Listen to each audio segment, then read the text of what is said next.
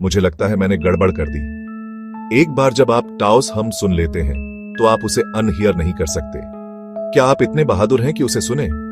इस शांत रेगिस्तानी शहर में कुछ लोकल लोग विजिटर्स को एक लो अनएक्सप्लेनेबल हमिंग सुनाई देती है, जैसे कोई एंडलेस इंजन चल रहा हो जो सुनने की रेंज से ठीक नीचे हो।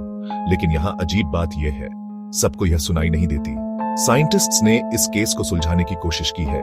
हिडन फैक्ट्रियों, सीक्रेट मिलिट्री टेस्ट्स, मास हेलुसिनेशन। कुछ लोगों को लगता है कि यह धरती खुद वाइब्रेट कर रही है। दूसरे लोग रेडियो सिग्नल्स को दोष देते हैं या मानते हैं कि यह सब लोगों के दिमाग में है।